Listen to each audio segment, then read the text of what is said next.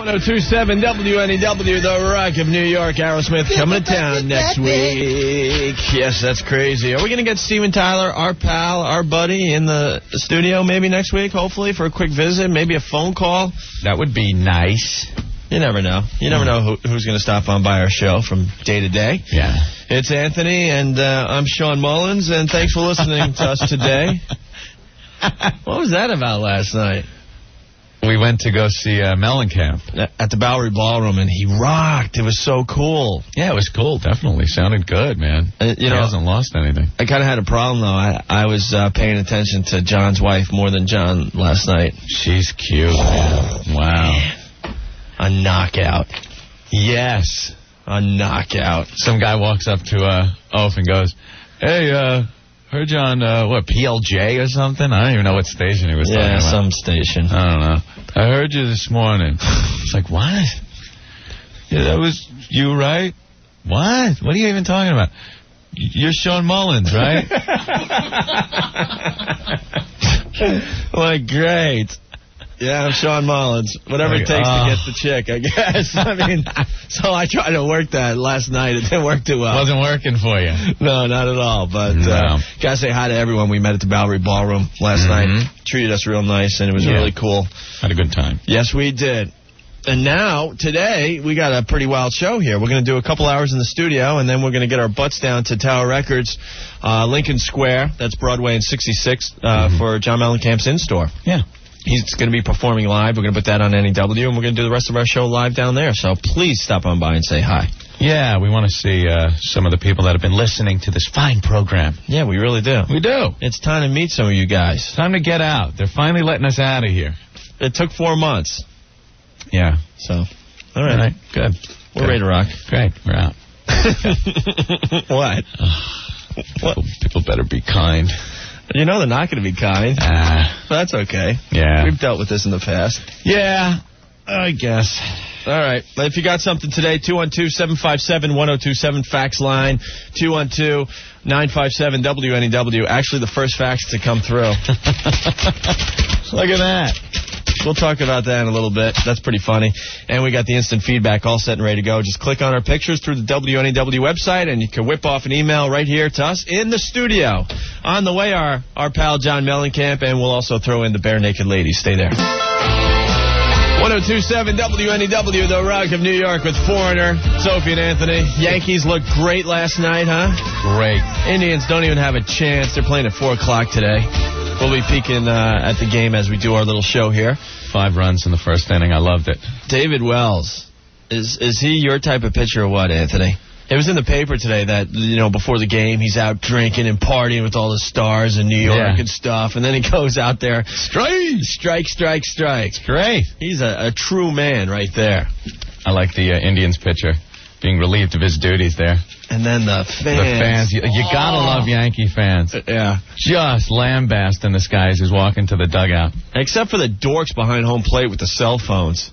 Yeah, what's that all about? I know exactly what it's all about. They're calling, home and going, look, check us out behind home plate. See us with our cell phones? Look at us. We're on TV. Idiots. Just sit there and enjoy the game.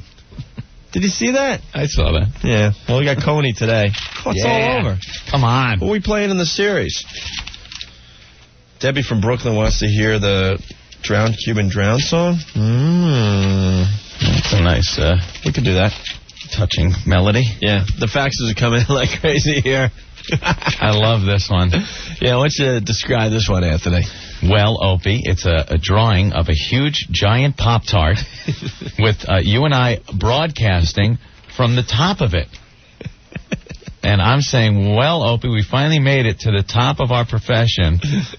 And you're saying, yeah, this is great. Really great, Anthony. Jesus. And then I'm holding a sign. Listen to Op and Ack 1027.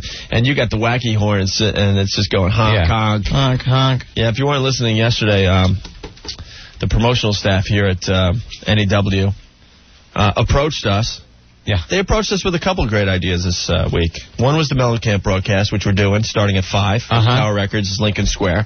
And the other proposal was broadcasting live from the world's largest Pop-Tart that is making an appearance in New York in the near future. Wow, we were informed, Opie, yes, that the world's largest Pop-Tart is coming to New York. Yeah. And they want us to broadcast from it.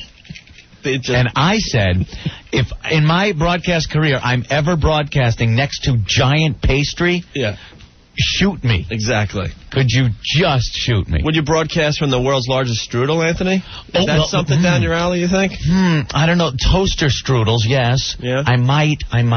Maybe a pudding pops. Maybe the world's largest bagel. Would you broadcast live from that, maybe? That would be great. Dare to dream. Going to broadcast. They just don't know us yet. That's okay. That's, you know. Opie and Anthony will not be broadcasting from the world's largest Pop-Tart. Largest Pop-Tart. It's just not our thing. Actually. Here it is, Opie. Yes. You know how many pounds of flour and fruit filling it took to make this Pop-Tart? Let's talk to the baker over here. Come on, bring him over as we broadcast live from the world's largest Pop-Tart. Opie. Yeah. Opie, take the cinder block and crush my skull. Could you just crush my skull? Oh, too funny. All right. Come on. But at least the listeners are having fun with this. They're sending in their faxes of us broadcasting from the world's largest Pop-Tart. If you want in on that, fax line is 212-957-WNEW. Shan't be near a giant Pop-Tart. I've been in radio a really long time now. I don't think I've ever had to do any of these stupid events. Like where you got to go buy a giant Pop-Tart. Right. Here it is. It's the biggest spaghetti eating contest. We're going to be in Central Park tomorrow to watch the competition of people that have to eat spaghetti, Opie. Oh, fantastic. Isn't that wax-zanerific, Opie? Oh, a spaghetti eating contest. Unbelievable. Can you believe it? I mean, I don't think if you listen to our show, it's kind of not what we're into. No. We'll like broadcast on the world's largest boobs or something. Yeah, that I'd be willing to look into. Yeah, of course we would. Opie, it's the world's largest vagina. We're actually going to be entering it. Fantastic.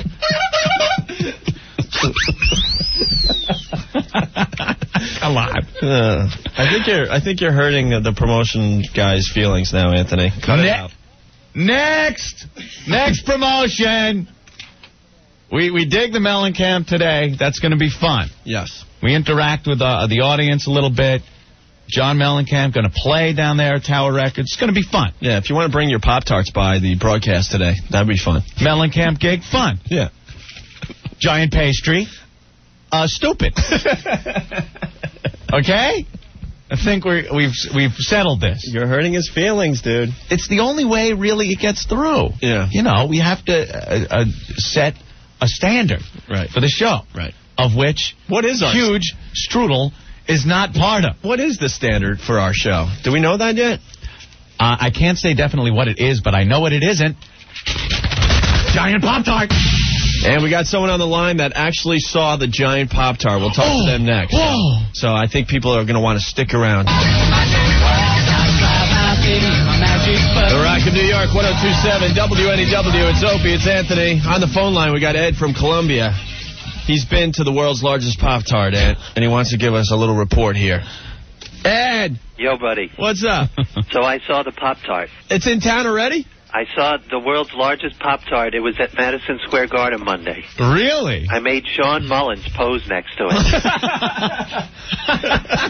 You know why I did it? Why? Well, he saw it and he lost his appetite, so I saved money. I didn't have to buy him breakfast. There you go. It's a bunch of Pop-Tarts put together. It's a bunch of them put together? Yes. Under the guise that it's one giant Pop-Tart? Yes. So it's not even a real giant Pop-Tart? You can't quote me on that. It's a scam? I didn't say that. It's a scam. I didn't say the world's largest Pop-Tart is a scam, everyone. It was a lot of Pop-Tarts, though. If we're going to appear next to the world's largest Pop-Tart, I want it to be the world's largest Pop-Tart. Well, if you put the frosting on it, it'll look like a big Pop-Tart. Clever ruse. Now, how big is the world's largest Pop-Tart, Ed? It was big. Well, that ain't going to help us. It was big. It had to be about 20 feet wide and at least 40 feet long. It was unbelievable. Big. And the worst thing was, I ran to Kmart. They didn't even have a toaster big enough to heat it. Oh! You're wacky, Ed. Well, that's what happens when you're at the garden. You leave the garden and you want to go to Kmart. So did you enjoy the world's largest Pop-Tart? I got a good picture of it. Was there an admission? No admission. Wow, free. And there were walking Pop-Tarts who said hi to my office. See, we would actually probably have to dress up in the Pop-Tart costume. Yeah. Well, to greet the people as they look at the world's largest Pop-Tart. Actually, I think the tarts you're looking for are further west. So were people just standing around going, wow, that's a real big Pop-Tart? There were people there. Yeah. There was a lot of people checking out the Pop-Tart. The smiles on the faces of the children. Yes. That's who really gets into the giant Pop-Tart, you know. First, they satiate your eyes, then they satiate your bellies. What kind of drugged you on, Ed? I'm sorry. All right. It's the pasta. All right, Ed. We're going to see you at Mellencamp later. See you in an hour. All right, cool. Thanks. Bye. Bye. There he goes, Ed from Columbia. We are not doing a broadcast from the giant Pop-Tart. No, I know. I think it's pretty clear at this point. I think so. But we will be broadcasting live from Mellencamp at Tower Records. Yes. Lincoln Square. We're walking down there, at 5 o'clock? Uh-huh. Do we have to walk there, or are we going to take a cab? How are we going to get there? I don't know. No one ever... I kind of liked your idea of just doing a march, an Al Sharpton march. We're going to march to Tower Records. See John Mellencamp. Hallelujah. Hallelujah, Al, yeah. We're going to start the march at the Apollo Theater. 1027 WNEW, The Rock of New York. Johnny Lang, lie to me. It's Opie and Anthony. Coney looking good in the first inning. No score as the Yanks take on the Indians at the stadium. I think everyone knows that by now. Uh-huh. What do you got on the instant feedback, Anthony? Well, got somebody not too happy with us, I guess. What else is new? It's John, Eatontown, New Jersey. Took the time to write, you guys have balls. No brains, but balls. You crack on Scott Muni, yet you're not worthy to wipe his ass. Now, that's not true, because Scotso said I was doing a great job wiping his ass. So, show what you know, John. You crack on Rocky Allen. You two fools wish you had his ratings. I'm still waiting for you two clowns to get canned. I figure it will be by the first of the year. Face it, you two blow. An admiring fan. That's great. You want to have listeners predict when we're going to get canned? That could be another little fun contest we could start. Yeah, okay. He's saying by the first of the year. Because we simply don't care. Yeah. So who gets canned first? Us or Clinton? Yeah. All right. That could be a little side bet. Yeah. So, all right. All right. Thank you, John. Thank you. Thanks, John. That hurt. Ouch. Ow. That'll leave a bruise. Oof. Hey, we got to head out of here soon, Anthony. Yes, we do. We're kind of excited. It's our first live appearance, I guess. We're going over to Lincoln Center, Lincoln Square, whatever you like to call it. Tower Records over there, 66 and Broadway. John Mellencamp's going to be there for the in-store. I hear it's already a zoo. And me and Anthony are hopping out of here in about a half hour. We're going to do the rest of our show from there from like 5 to 8. Mellencamp's playing, and we're going to put the whole thing on the radio for you. Great. So if you're in the area, please stop by and say hi. We want to see what you guys are all about. I hope John shows up. Yeah, that'd be cool. My last email. Yeah. All right. 1027 WNEW, The Rock of New York, the latest from the Goo Goo Dolls. That's Slide Off Dizzy Up the Girl. It's Opie and it's Anthony. Hello. And you watch some weird TV. Why? Well, when I came to pick you up today, you were watching an old episode of Real People. There's some CBS channel that's on. I don't know what it is. It's like EOP? Yeah. I don't know. I don't know half the channels I get. Yeah, I think it's called EOP, and they just do old CBS shows or something like that. Yeah, and Real People was on. That show used to be like so popular. Yeah, I think you watch it now. I don't know why we were watching it back then, because we ended up sitting down and watching it for a half hour, and we were cracking on this show really bad. Yeah, it was pretty awful. The one segment with the 13-year-old model. Yeah, it's like a 20-year-old show, right? Yep. So she didn't make it, obviously. I guess not. She's not in modeling anymore. This girl that used to, after school get all dollied up for these major photo shoots right here in Manhattan at 13 years old. Yeah, it was like kiddie porn. It was like kiddie porn. Yeah, and then they go back, and Sarah Purcell is sitting there with the other guy, not Skip. Skip Henderson, right? Yeah. Yeah. The other older guy. He's like, I would never let my daughter dress up like that. You're just sitting there going, why did we ever watch this shit? Yeah. Well, you got to explain the tragic segment. Yeah, there was one of those every week, too. There's some guy who was building a Viking ship. And he was going to sail it to Norway. Well, the deal was, like, he was hanging out with his buds, and over coffee, he decided that he wanted to make a genuine Viking ship, and he wanted to sail it back to Norway. Yeah.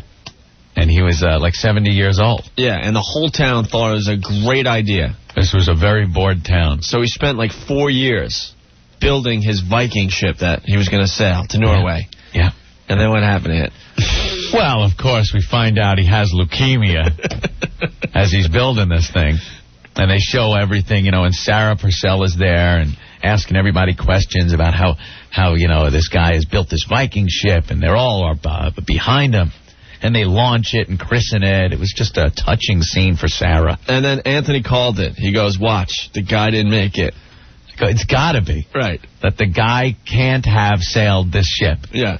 And they fade out to Sarah on the stage with the one spotlight on her. And she's like crying her eyes out. We're sorry to report that Bob never got to realize his dream. He died, but his family is still continuing coping.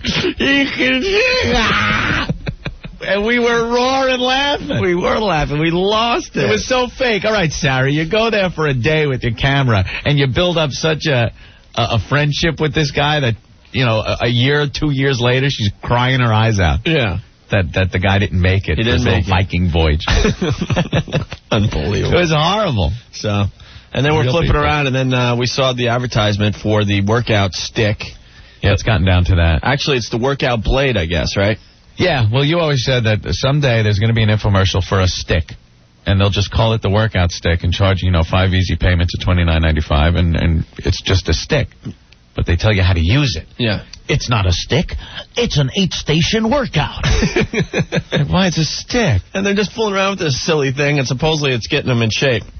Yeah. I can't believe people sit at home and, are convinced that this is going to help them and they're going to order it, but... Yeah, it looked just like a bow that you use for a bow and arrow without the string on it. Mm-hmm. And they hold it and shake it. Yeah. What is that going to do? That's ridiculous. And the guy's explaining, well, the opposite motion of your muscles as you swing this back and forth. As you dig your money out of your wallet and send it to me, you're building up your wrist muscles. Unbelievable. Yeah, people buy anything. And then we switched the channel. There's some really bad TV on during the day. Yes. And there was an advertisement for a clock that every hour was a different bird noise. A different bird noise for every hour. It was the Audubon clock. Well, yes, at 1 o'clock you'll hear a cardinal. Oh, wow. Hey, it's 3 o'clock.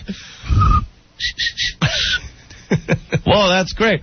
Oh, it must be 5. It's a crow. And they're actually selling this thing. We were sitting there in amazement. The thing that got me was the certificate of authenticity that comes with the clock. Right. For what? What, that it's a clock? Yeah. It's a clock that makes noise, like a bird. Yeah. It'll teach your children the sounds of birds. Who needs to know that? Yeah, what So your son could get beat up in school? Yeah, really. That's a cardinal. I'm going to speak. Well, this is a fist. Boom, Come on. Who are you kidding? I'm swearing off TV. 1027 WNEW, The Rock of New York, with Whole Celebrity Skin. It's Opie and Anthony. We got to step aside. We're heading out the door. I mean, we're still on the radio, but we're going to do the rest of our show from Lincoln Center at the Tower Records. Mellencamp's going to be on hand for the in-store, so we'll be broadcasting live. Come on by, and then we're going to put John Mellencamp on the radio. He'll perform a few numbers for everyone. Yeah. It's going to be quite exciting. So our first outing, our first field trip away from home. It's kind of special. Yeah, the boss is going to put us on the little short yellow school bus, wait outside for us and wave as we cry, as we drive away. Actually, our boss, who doesn't like farts, yeah, he's actually going there with us. Yeah. I think he's got those leashes for us. You know, so we don't get out of control? Yeah, when you walk around, you know, Midtown, you see the moms where they have their kids on leashes. Hold them the leash? I think he's got a couple leashes for me and you. I want the short bus, and I want to wear a hockey helmet so I could smash my head against the window, make faces at people. That's how we should have showed up at Tower Records, on a short bus. Come on, let's face it. We all look when one, you know, drives up next to us. You don't sound like that on the radio. It's the processing. It makes it sound better. What is wrong with you? I'm waiting for the short bus. Okay, very good. Did you ever have to take a short bus again? No. At any point? Ever? Yeah. I think once, like, the regular school bus broke down. Yeah, that's what happened to me. And then what happens is they bring the short bus, and then everyone's convinced that you belong on the short bus. Yes. You're just like, oh, God, I can't get out of this thing. Pulls up in front of the school, and you're getting out of the short bus. Yeah. Hey, what are you doing on the short bus? You retard. Hey, you're a retard. Yeah, kids could be cruel. Yeah. So could adults. We're teaching you that, I guess, huh? All right, we got to get out of here. This mess will continue from Tower Records, Lincoln Center. On the way, in the meantime, we've got some Pearl Jam. I think we'll do some Police next, too.